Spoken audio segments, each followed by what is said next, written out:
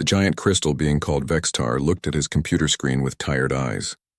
Well, they were not really eyes, but the glowing spots on his face that helped him see. He was the boss of the biggest group of space fighters in the galaxy.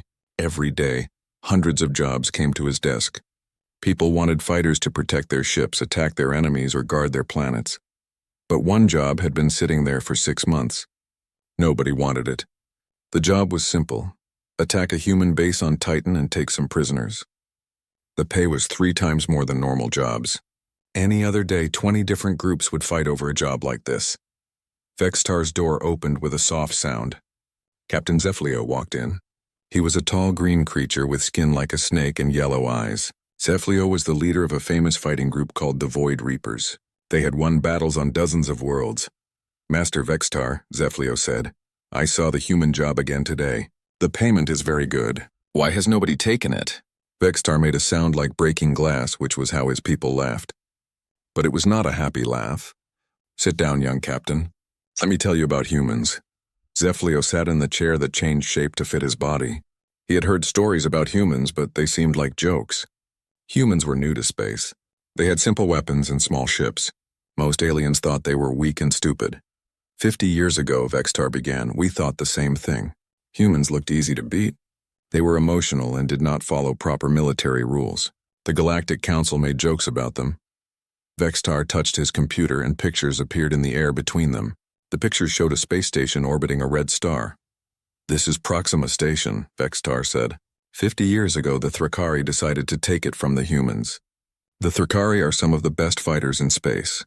They had conquered 12 worlds. They sent 200 of their best soldiers to take one small research station. Zeflio leaned forward. The Thrakari were famous for being strong and smart in battle. How many humans were defending it? Eight. Zeflio's eyes went wide. 8 humans against 200 Thrakari? That should have been over in minutes. That is what everyone thought, Vextar said. The pictures changed to show the inside of the station. The humans were part of something called Task Force Beck. Their leader was a man named Hyunwoo. When the Thrakari ships arrived, something strange happened. The pictures showed Thrakari soldiers in heavy armor moving through the station's halls. They moved in perfect formation using all the right tactics. They expected the humans to hide behind walls and shoot at them from safe places. But the humans did not do what they were supposed to do. Vextar continued. Instead of defending from one place, they split into pairs and started hunting the Thrakari. Zeflio shook his head. That makes no sense. 8 against 200? They should have stayed together. That is what any smart species would do, Vextar agreed. But humans are not like any other species. 2 humans named Ji-Hai and Tai-Min crawled through the air vents and appeared behind the Thrakari lines. Nobody had ever used air vents for fighting before. The Thrakari did not even know to watch for attacks from above. The pictures showed the chaos inside the station. Thrakari soldiers were confused and scared. They kept looking around, not knowing where the next attack would come from. 2 other humans, So Young and Dae-hyun, turned the eating area into a trap. They used kitchen equipment and furniture to make bombs. When the Thrakari tried to clear that area, the room exploded. But not all at once, in small explosions that made the Thrakari run right into more traps. Zeflio watched the pictures with growing amazement. They used food equipment as weapons? That was just the beginning, Vextar said. 2 humans named Woo-jin and Yuna somehow made the station's computer systems work against the Thrakari. Doors would lock, trapping Thrakari soldiers.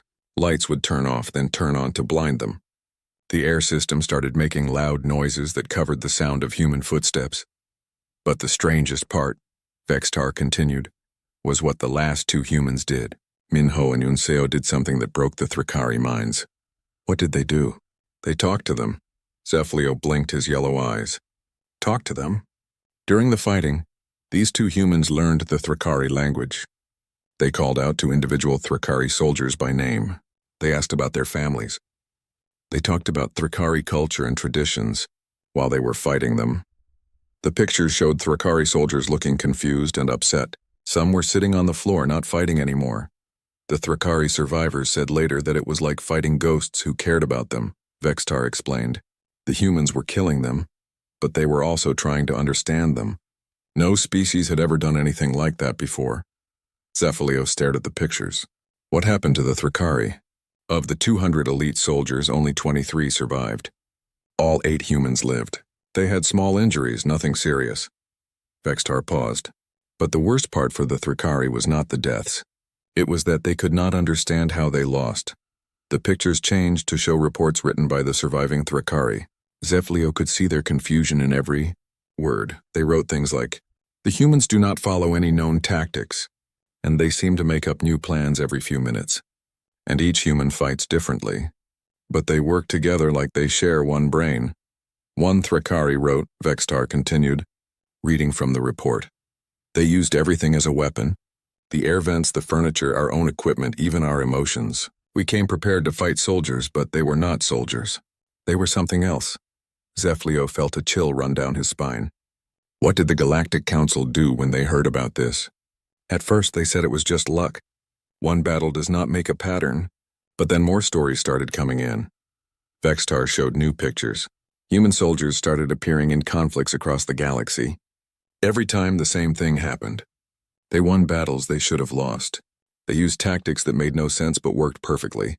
They turned enemies into friends. The worst part, Vextar said, was that they got better with each fight. Other species used the same tactics over and over. Humans learned something new from every battle. They shared what they learned with other human soldiers. Each defeat taught them how to win the next fight. Zeflio looked at the human job on the computer screen. So nobody takes contracts against humans anymore? Some still try, Vextar said. But they charge much higher prices. Most groups just refuse the jobs completely. The risk is too high. What makes humans so different? Zeflio asked. Vextar was quiet for a long moment. I think it is because they do not see fighting as just fighting. For most species, war is about destroying the enemy. For humans, war is about solving a problem. They do not just want to win. They want to understand why they are fighting in the first place. Zeflio stood up to leave, but he stopped at the door. Master, have you ever met a human? Once, Vextar said. A human soldier named Sang-Wook came here 5 years ago. He was not here to fight or to hire fighters. He came to apologize. Apologize for what? His team had been hired to stop some pirates near the Vega system. But instead of destroying the pirates, they convinced them to become legal traders. The pirates were our clients. Sang-Wook felt bad that his actions had cost us money. Vextar's crystal body glowed brighter. He spent 3 hours explaining human military thinking to me. He said that humans believe the best victory is when nobody has to die.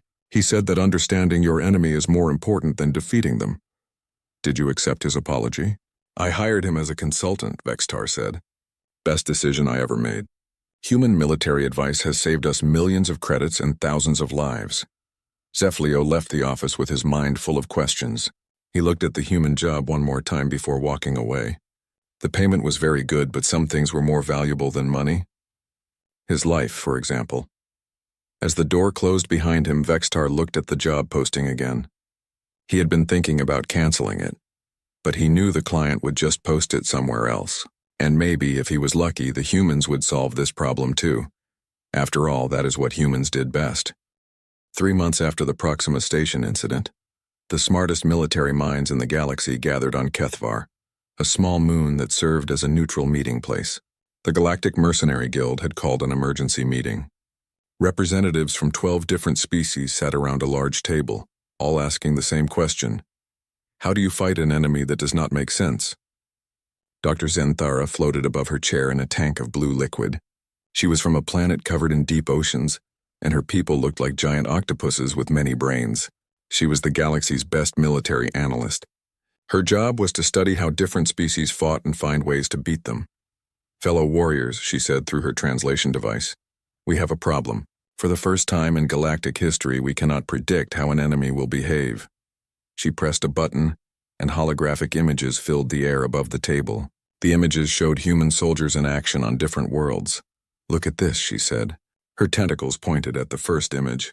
Standard military thinking says that when you are outnumbered, you find a strong defensive position and hold it.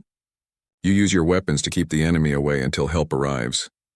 The image showed a human captain named Jun Ho with only 12 soldiers. They were surrounded by 400 Velkari siege specialists on Sol Station, an asteroid mining base.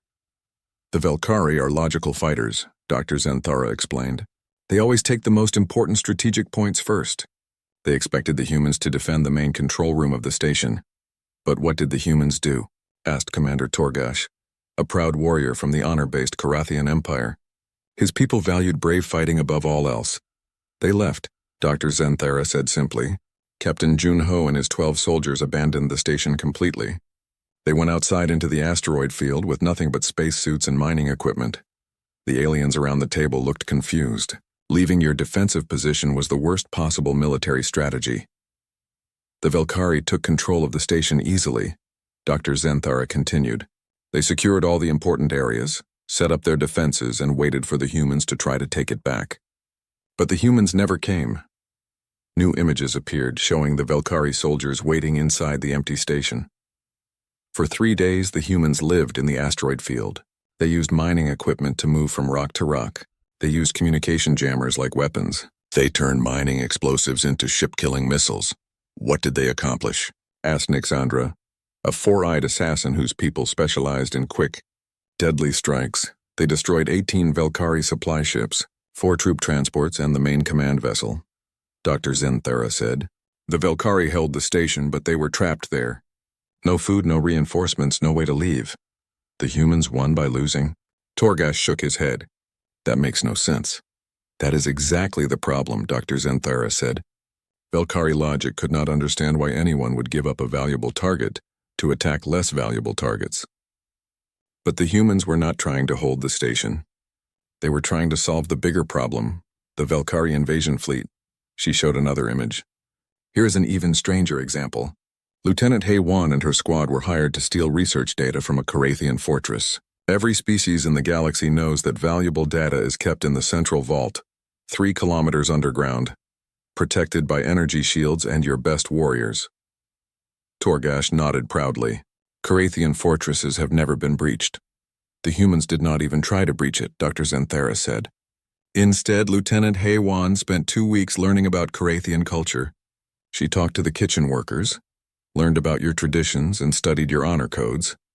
What does cooking have to do with military operations? Asked a confused Zephyrite representative. Everything, apparently, Dr. Zenthara replied. Lieutenant Haywan discovered that Carathians have a tradition of sharing important knowledge with worthy allies during honor ceremonies. So she requested to participate in such a ceremony. Torgash's eyes went wide. She asked for the data, and you gave it to her, Dr. Zenthara said. According to the fortress commander's report, Lieutenant Haywan showed such respect for Carathian culture and honor that he felt proud to share the research with a worthy warrior from another species. The table fell silent. The idea of asking for something instead of stealing it was completely foreign to most military thinking. I interviewed survivors from 17 different battles involving humans. Dr. Zenthara continued. They all say the same things. Humans make plans, then change them instantly when they see something new. Each human fights differently, but they work together perfectly. They use everything as a weapon. Air vents, furniture, emotions. Even our own cultural traditions, she paused, letting her words sink in. But the most disturbing thing they all mention is that humans talk to them during battle. They learn their names, ask about their families, show interest in their cultures, while they are fighting them. That is psychological warfare, said Chint Han, a cybernetic Velkari who served as a tactical advisor. Many species use fear and confusion as weapons. No, Dr. Zenthara said firmly. I studied the recordings. The humans are not trying to scare their enemies. They are genuinely trying to understand them. One Thrakari survivor said, The human who shot me also bandaged my wounds and asked about my children. I do not understand how someone can care about you while fighting you. She brought up more data, charts and graphs showing battle outcomes. Standard galactic military doctrine is based on 3 principles, she explained. Superior numbers win, better technology wins, and logical tactics win. Humans ignore all 3 principles. Then how do they keep winning? Asked Torgash. They do not try to win battles, Dr. Zenthara said. They try to solve problems. Every human military unit includes soldiers with non-military training. Teachers, cooks, social workers, artists, farmers. They bring these people to war. That is insane, Nixandra said. Why would you bring a cook to a battle? Because sometimes the problem is not defeating your enemy, Dr. Zenthara replied. Sometimes the problem is understanding why you are enemies in the first place. A cook who understands nutrition might realize that a conflict started because one side was hungry. A teacher might see that the real issue is a misunderstanding between cultures. She showed a video of a human soldier named Ho Seok talking to a wounded alien during a firefight. The alien was crying, and Ho Seok was gently cleaning his wounds while asking questions about his family. Ho Seok was a xenobiology student before he became a soldier, Dr. Zenthar explained. He understood that this particular alien species cries when they feel grateful, not when they feel sad. So he knew that the alien was not afraid. He was thankful for the medical help. What happened next? Torgash asked, clearly fascinated despite himself. The alien told Ho Seok where his squad was planning to attack next, not because he was forced to, but because Ho Seok had shown him kindness. The human prevented an ambush that would have killed dozens of soldiers on both sides. Dr. Zenthara's tentacles moved rapidly as she pulled up more examples. Here is Captain Sang-wook stopping a battle to help both sides evacuate before a volcanic eruption. Here is Lieutenant A-cha turning a hostage situation into a cultural festival. Here is Sergeant Young-soo ending a 3-year war by organizing a joint cooking competition between enemy forces. These cannot all be real, protested a Silthari representative. I verified everyone, Dr. Zenthara said. The pattern is always the same. Humans arrive expecting to fight, but they spend most of their time trying to understand the real cause of the conflict. Then they fix the cause instead of just treating the symptoms. She pulled up her final chart, showing human military effectiveness over time. This is the most disturbing part, she said. Humans get better with every battle. Not just individually, but as a species. Every human soldier shares what they learn with all other human soldiers. Every mistake teaches them something new. Every victory shows them a better way to handle similar situations. We have military schools too, Chintan pointed out. Your schools teach the same tactics over and over, Dr. Zenthara replied. Human military training is different. They learn standard tactics, then they learn how to forget those tactics when they do not work. They call it adaptive problem solving. She turned to face the assembled representatives. My recommendation is simple, she said. Avoid all contracts involving direct confrontation with human special forces. The risk-to-reward ratio is incalculable. You are saying we should be afraid of one primitive species? Torgash asked, his honor clearly stung. I am saying we should be smart, Dr. Zenthara replied. Humans do not fight like warriors. They fight like scientists. Every battle is an experiment. Every enemy is a research subject. Every conflict is a puzzle to be solved. She floated higher in her tank, looking down at all of them, and they are very, very good at solving puzzles. The meeting ended with an official recommendation that all mercenary companies avoid human-related contracts unless absolutely necessary. The vote was unanimous. Outside the meeting room, Torgash approached Dr. Zenthara. Doctor, he said quietly, do you think humans could teach us these adaptive techniques? Dr. Zenthara's tentacles curled in what her species considered a smile. Commander, she said, I think that might be exactly what they are hoping we do. Commander Torgash could not sleep. For weeks after the meeting on Kethvar, Dr. Zenthara's words kept running through his mind. The idea that his proud warrior race should fear humans made his honor burn like fire. The Korethians had conquered 17 worlds through strength and courage. They had never backed down from any challenge. He stood on the bridge of his flagship looking out at the stars. His advisors had told him to forget about the humans, but Torgash could not let it go. If humans were really as dangerous as everyone said, then the galaxy needed to know the truth. And if they were not, then the Korethians would restore their reputation as the galaxy's greatest warriors. Send a message to Earth, he told his communications officer. I challenge any human special forces unit to single combat. 50 of my best warriors against 50 humans. Standard kinetic weapons only. Winner takes all. His crew looked shocked. Commander, said his second in command, the Council has advised against direct confrontation with humans. The Council, Torgash said firmly, has grown soft. We are Korathians. We do not run from fights. The human response came back within hours. It was simple and direct. Challenge accepted. We will send Deep Reconnaissance Team Choi. Choose your battlefield. Torgash smiled. At least the humans were not cowards. He selected Kepler 438b, a harsh world with frozen tundra in the north, active volcanoes in the south, and electrical storms that made advanced technology useless. If humans were really as adaptable as people claimed, This would test their limits. Perfect conditions, he told his warriors. No hiding in ships or stations, no fancy technology, just warrior skill against warrior skill. 3 weeks later, Torgash and his 50 best fighters stood on the surface of Kepler 438b. The human transport ship had landed an hour ago, but the humans had not made contact yet.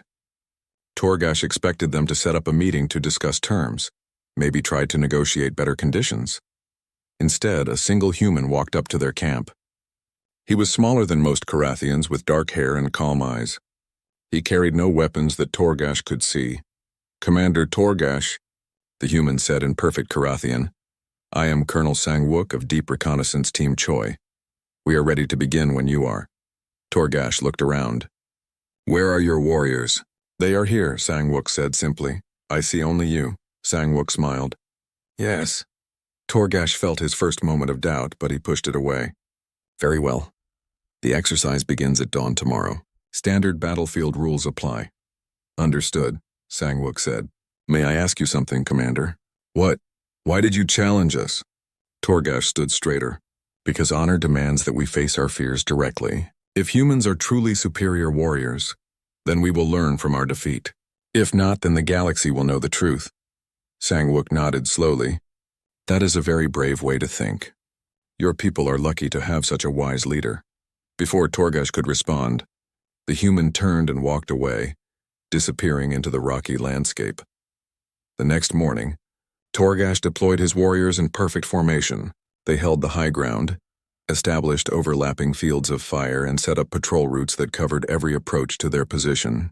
It was a textbook defensive setup that had worked for centuries. Then they waited, and waited. For 18 hours, they saw no sign of human activity. Their thermal sensors detected nothing. Their communication equipment picked up no signals. It was as if the humans had vanished completely. Then Torgash's second-in-command, a veteran warrior named Koltar, fell forward with a dart in his neck. He was not dead, just unconscious.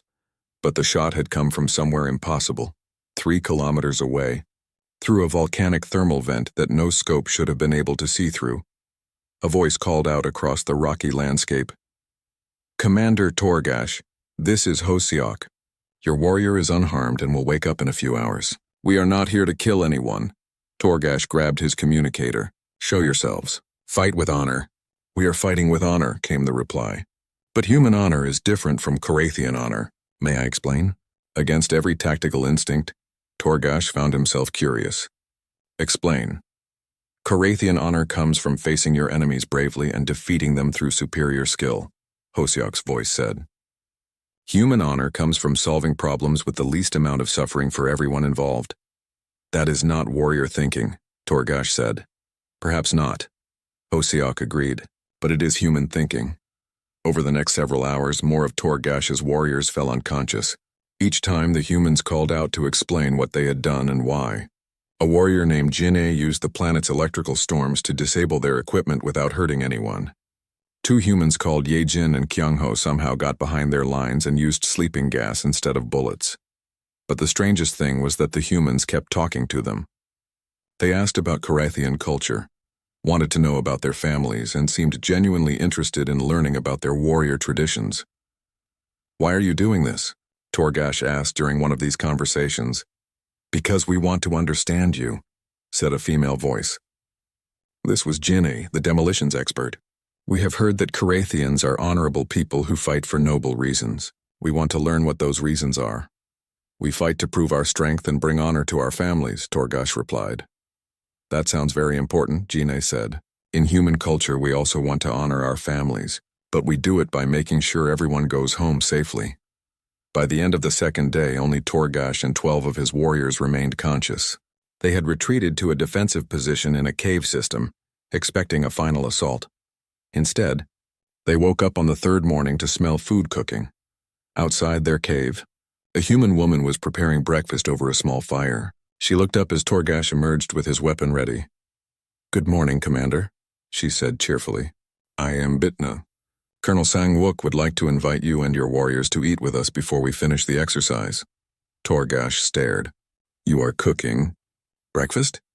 "Traditional Carathian honor feast," Bitna said. I researched your cultural practices and gathered local ingredients. I hope I got the recipe right. Torgash looked around and realized that humans were positioned all around their cave. They could have attacked at any time during the night, but instead they had prepared a meal. You could have killed us in our sleep, he said. Yes, Bitna agreed, but that would not have been honorable by either of our standards.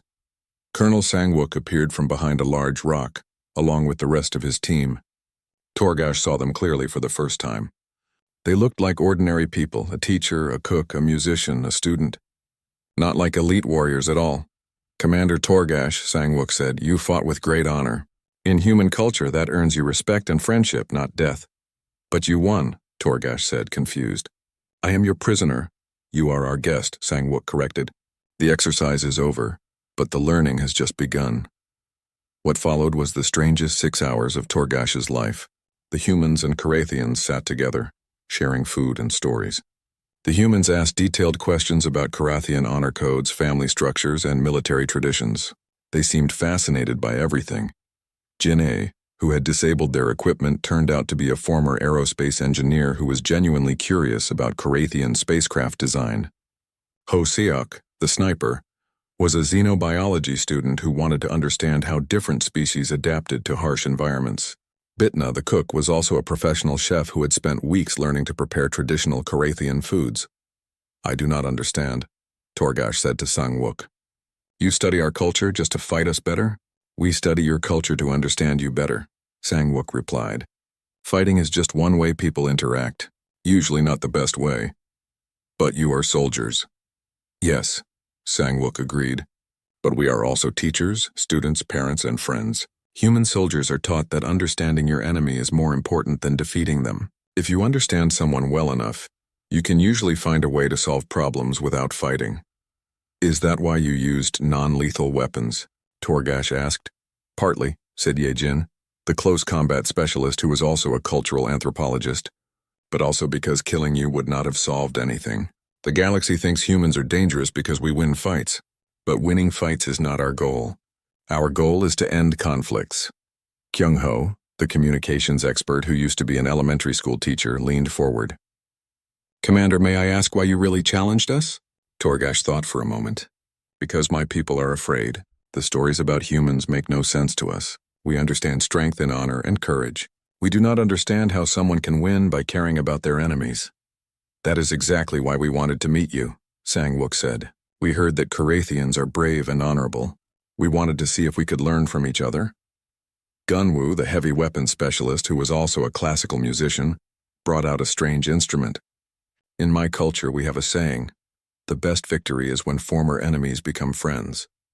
He began to play a melody that somehow sounded both human and Carathian at the same time. How? Torgash asked. How did you learn to fight like this? We did not learn to fight like this, Sangwook said. We learned to think like... The Blue Nova bar on Vega Station was the kind of place where mercenaries went to forget their problems. It had artificial gravity set to a comfortable level for most species, dim lighting that hid scars and cybernetic implants, and alcohol strong enough to make anyone forget a bad day. Tonight, like most nights, the conversation turned to humans. Captain Zephlio sat at his usual table in the corner, nursing a glass of fermented quasar fruit juice. Across from him sat Nixandra, a four-eyed assassin whose reputation for quick, silent kills was known across 3 star systems. Her black skin seemed to absorb the bar's dim lighting, making her almost invisible in the shadows. I heard about the Kepler job, Zephlio said, his snake-like skin changing color slightly, a sign of nervousness among his people. The one with Torgash and his Carathians. Nixandra's 4 eyes blinked in sequence, which was how her species showed surprise. Which Kepler job? There have been 7 incidents in the past year involving humans. The bartender, a cybernetic-enhanced Velkari named Chinthan, heard their conversation and rolled over on his mechanical legs. Half of his body had been replaced with metal and wires after a mining accident years ago. Now he used his computer brain to keep track of every story that passed through his bar. Let me tell you about the ones I have confirmed, Chinthan said, his voice coming through a speaker in his throat. His mechanical arms continued polishing glasses while he talked. The Titan mining operation where Sergeant Chan Wu convinced 300 Thrakari miners to go on strike instead of fighting. A strike? Zeflio's eyes widened. How do you convince an army to go on strike? Jianwu spent 2 weeks learning about Thrakari working conditions, Chintan explained. He discovered that the miners were not really soldiers. They were workers who had been forced to fight because their families were being held hostage. So instead of fighting them, he helped them organize a protest demanding better treatment. Nixandra leaned forward, her voice dropping to the whisper her people used for sharing dangerous secrets. What happened to the hostages? The strike worked, Chintan said. The Thrakari government was so embarrassed by the public attention that they released the families and gave the miners better working conditions. The humans completed their mission without firing a single shot. That is impossible, said a new voice. A large, scarred creature approached their table. This was Vorthak, a Zephyrite whose hive-mind connection made him one of the galaxy's best information analysts. You cannot solve military problems with labor disputes. Tell that to Lieutenant Acha, Chintan replied. She turned a hostage situation into a cultural exchange program. Vorthak's compound eyes reflected data streams as he accessed his internal network. I have that file. Pirates had captured a diplomatic vessel carrying ambassadors from 5 different species. Standard procedure would be assault and rescue, with expected casualties of 60 to 70%. What did the human do instead? Zeflio asked. She called the pirates, Vorthak said simply. She asked them why they were holding the ambassadors, and they told her. Nixandra sounded skeptical. Apparently the pirates were not really pirates, Vorthak continued. They were refugees from a planet that had been destroyed by a corporate mining operation. They took the ambassadors because no one would listen to their complaints through official channels. Chintan nodded. Acha spent 3 days organizing meetings between the refugees and the ambassadors.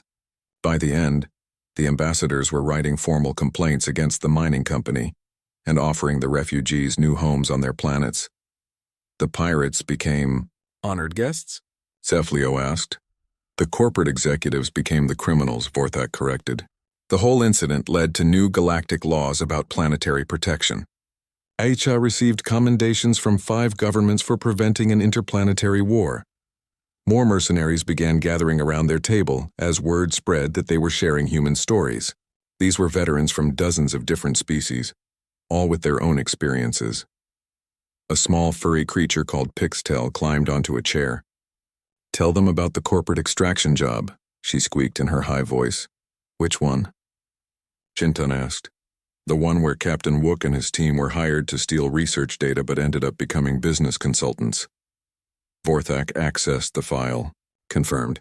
A rival corporation hired human specialists to infiltrate Stellar Dynamics Corporation and steal their new engine designs. How did they become consultants? Asked a crystalline being whose name was impossible for most species to pronounce. Captain Wook studied the corporation for 3 weeks before making his move, Vorthak explained. But instead of looking for security weaknesses, he studied their business practices. He discovered that their engine designs were actually very inefficient. So he stole better designs? Zeflio guessed. He gave them better designs, Vorthak said. Wook's team included an engineer named Sujin, who had worked on human spacecraft engines. She spent one afternoon showing the corporation's scientists how to improve their efficiency by 340%. Wait, Nixandra said slowly. They helped their target instead of robbing them. The original client could not steal the engine designs because the humans had made them obsolete, Chintan said. Stellar Dynamics was so grateful that they hired the human team as permanent consultants. They are now the most successful engine manufacturer in the galaxy. A low rumble came from the back of the bar. Everyone turned to see Krathmore, a battle-scarred veteran from the Crimson Fleet, standing up from his table. He was missing one arm and had scars across his face from a dozen different battles. You are all telling fairy tales, he growled.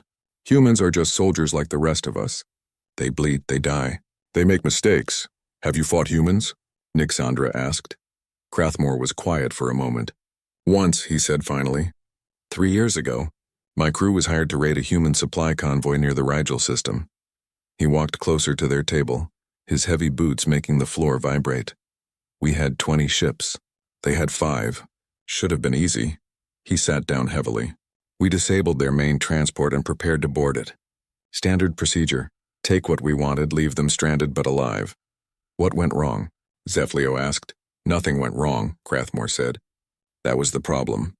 We boarded the ship expecting resistance. Instead, we found the crew waiting for us in the cargo bay with food and medical supplies laid out. They surrendered? Vorthak asked. They invited us to dinner, Crathmore said. The captain, a woman named Hee-jin, said she had been expecting us. The bar fell silent. Everyone leaned in to hear the rest of the story. She said that human intelligence knew about the raid 3 days before it happened. They could have brought military escorts or changed their route.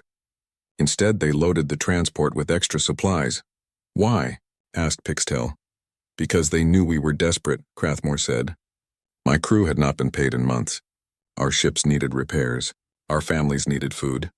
Hee-jin had researched our situation and realized that we were not raiders by choice. We were raiders because we had no other options. So they just gave you what you needed? Nixandra asked. Better than that, Crathmore said. They offered us jobs, legitimate shipping work with steady pay and benefits for our families. Chintan's mechanical brain made whirring sounds as he processed this information. Your entire crew became legal traders? My entire crew, Crathmore confirmed. We have been working for the Human Merchant Alliance for 3 years now. Best job I ever had? He looked around at the other mercenaries. That is what you do not understand about humans. They do not just solve the immediate problem. They solve the problem that caused the problem. A young Thrakari pilot named Zektar spoke up from another table. But surely they must fight sometimes. They have military units and weapons. Oh, they fight, said a new voice. Everyone turned to see an old Silthari merchant who had been quietly listening from the corner. I saw them fight once. It was educational. Tell us, several voices said at once. 2 years ago, there was a territorial dispute between the mining colonies on Kepler 186. Both sides had hired mercenary armies, thousands of soldiers on each side, enough weapons to destroy both colonies. The old Silthari moved closer, his crystalline body reflecting the bar's lights. The colonial governments expected a long, expensive war. Instead, one human squad arrived and solved the entire conflict in 6 hours. How? Zeflio asked. They organized a sporting event, the Silthari said. The human team leader, a man named Tai Hyun, discovered that both colonies were settled by people from the same homeworld. The conflict was not really about territory. It was about pride and old family arguments. So they held a competition instead of a war?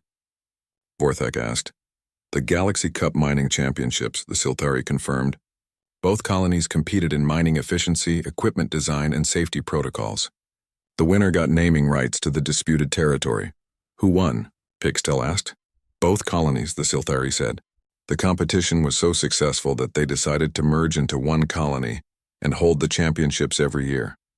Now it is the largest mining festival in this sector of the galaxy. The bar buzzed with quiet conversations as mercenaries shared their own human stories.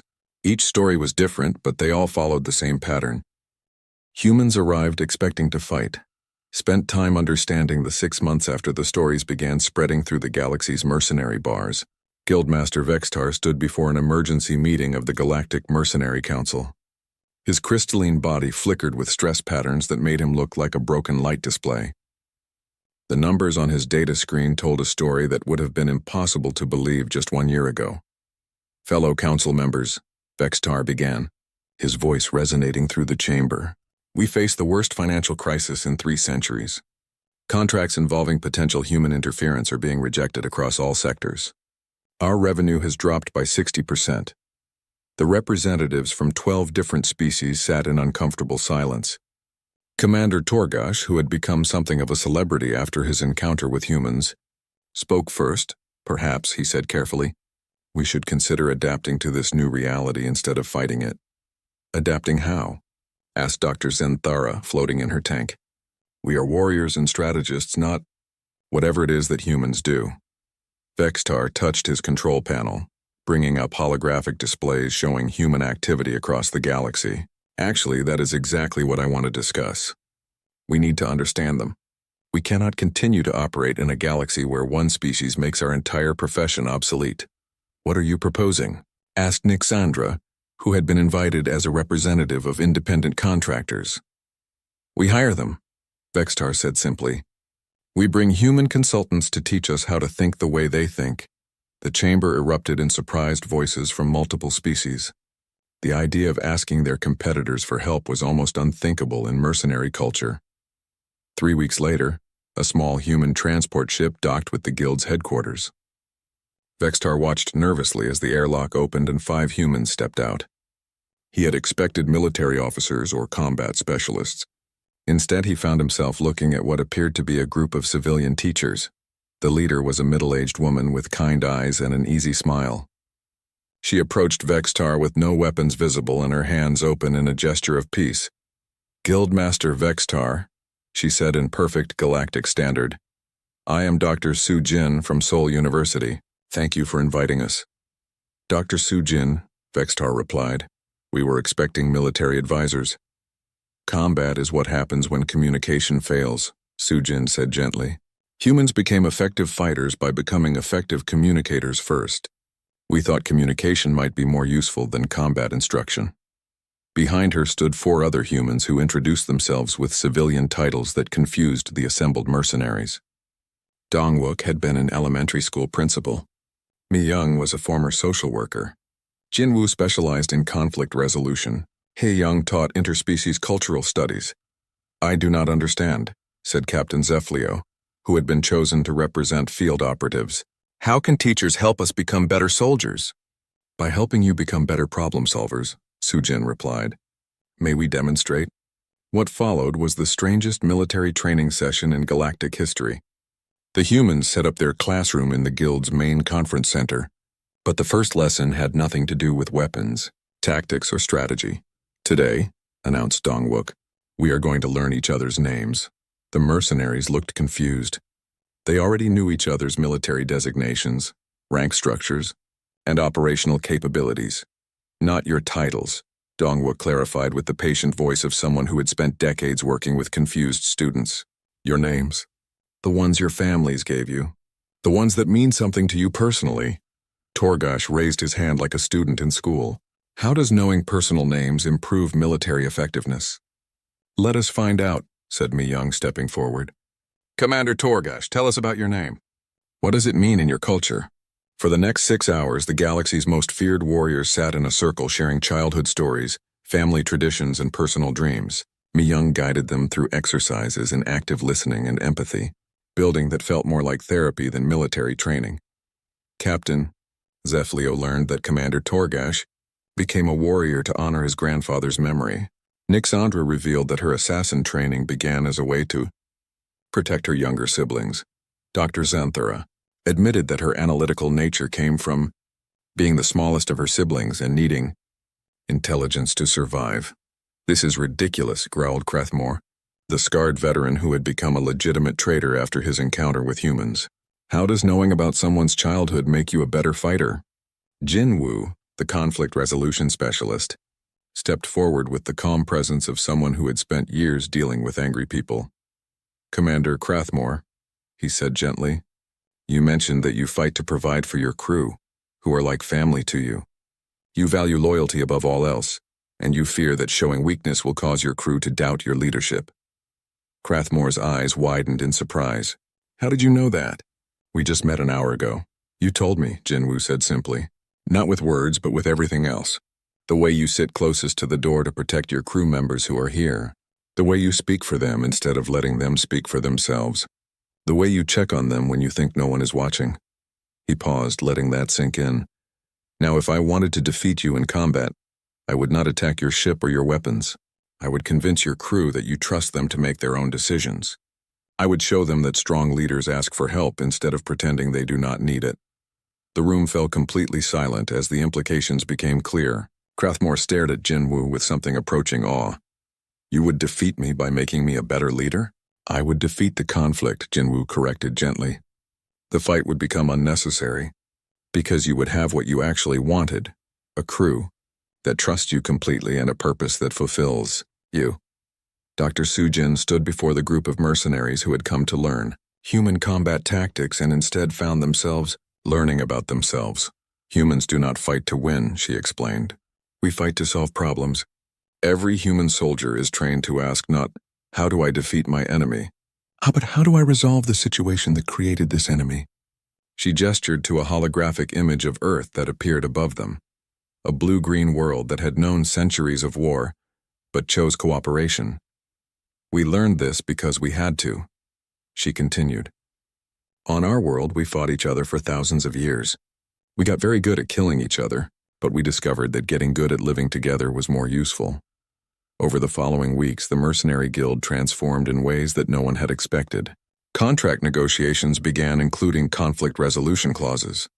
Military exercises became joint training programs focused on understanding rather than defeating opponents. The phrase hostile engagement was gradually replaced with problem-solving opportunity. The humans taught practical skills that seemed impossible but worked perfectly. How to read body language across different species, how to identify the real cause of a conflict versus the stated cause, how to find common ground between enemies, how to turn competition into cooperation. Captain Zeflio found himself leading cultural exchange missions instead of raiding parties. His Void Reapers became specialists in preventing conflicts before they started. Commander Torgash began teaching honor-based combat ethics to human military academies, sharing Karathian warrior philosophy with Earth soldiers. Even Nixandra discovered that her infiltration and observation skills translated perfectly to diplomatic intelligence gathering. The changes spread beyond the mercenary guild. Trade disputes that would have led to wars were now resolved through negotiation sessions led by former mercenaries. Territorial conflicts became opportunities for resource-sharing agreements. Pirates became reformed traders after counseling sessions with human-trained conflict specialists. 6 months after the human teachers arrived, Vextar reviewed the guild's quarterly reports with amazement. Profits were higher than ever before. Client satisfaction ratings had improved by 600%, and casualty rates had dropped to nearly zero. Most importantly, the contract that had started everything, Hostile Extraction Human Special Forces Base, Titan Colony, it had been reclassified as Joint Training Exercise Cultural Exchange Program. Titan Colony. The humans had not just solved the guild's immediate crisis. They had transformed the entire concept of what mercenaries could be. One evening, Captain Zefilio sat in the same bar where the human legends had first spread, sharing a drink with Sergeant Youngsu, the retired human instructor who had become his friend and mentor.